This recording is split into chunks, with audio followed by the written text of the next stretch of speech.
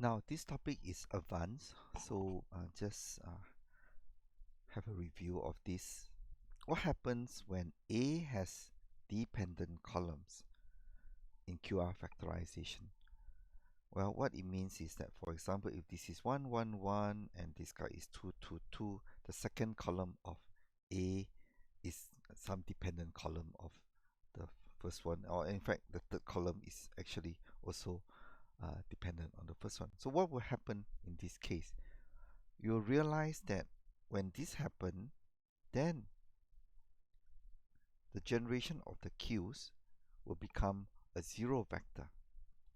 And in this case, the answer is you just ignore this queue and skip to the next to process the next column A.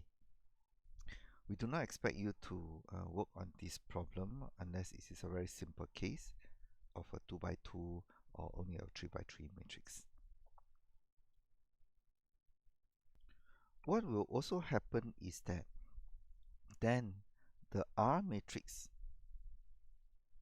the R square matrix, the diagonal will not be all non-zero. In fact, you have a staircase, and so therefore some of the elements that should be should be non-zero has become zero, and in this case then the R matrix is singular.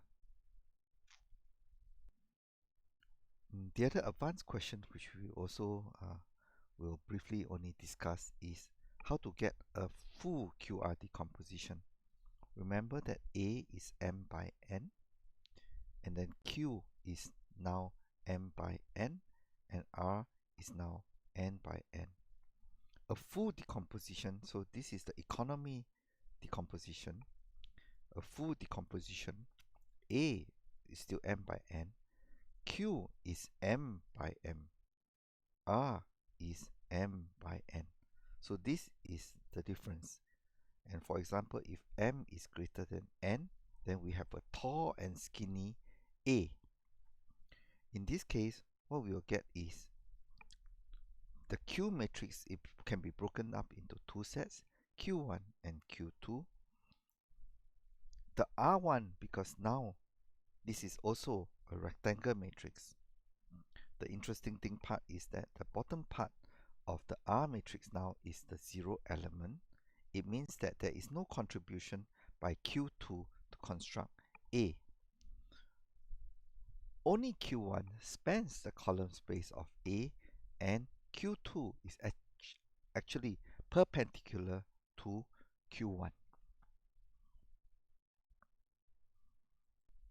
Specifically, Q2 columns are orthonormal and orthogonal to Q1.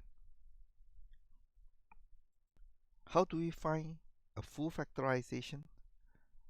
Then what we do is that if we are given a tall and skinny matrix, we augment it with more columns such that these new columns form a full rank matrix M. Okay, and one simple example is that we can use A colon equals to I. We just pad it with more columns, and in fact we can even use the identity. So for example, if A is 3 by 2, so this is A, then we have A prime, we have a 3 by 3, so we now have a 3 by 5 matrix. So we are actually adding more columns. Some of them are of course not necessary, but at least they make up the full column space.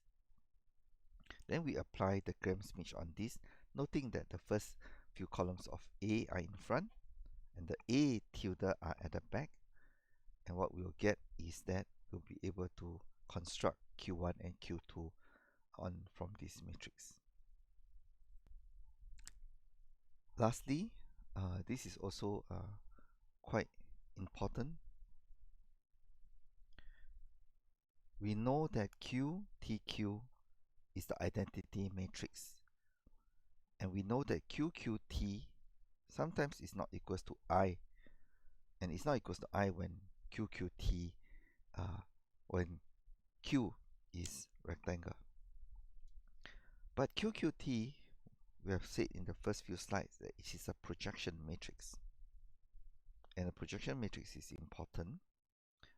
And then we realize that it is very related to something called a least squares later on in our later chapter 7.1.4. Now, Boyd in his lecture showed that actually QQT is the projection matrix related to the least squares. The projection matrix will allow us to project a vector onto a space, column space, and we'll get a vector nearest to our desired B in the column space. How do we get B hat from B? Actually, the projection matrix multiplied by B will give you B hat. And what is the projection matrix? It is, in our example, it is QQT is our projection matrix to get B hat. And later on, you realize that QQT is the same matrix derived from the least squares solution, which is here. This is B hat, this is B, and this is actually the same as QQT. This is a very nice way to tie the projection matrix derived from the QR decomposition as well as the least squares lectures. You may not understand this now. Please kindly wait until 7.1.3 and then revisit this equation over here.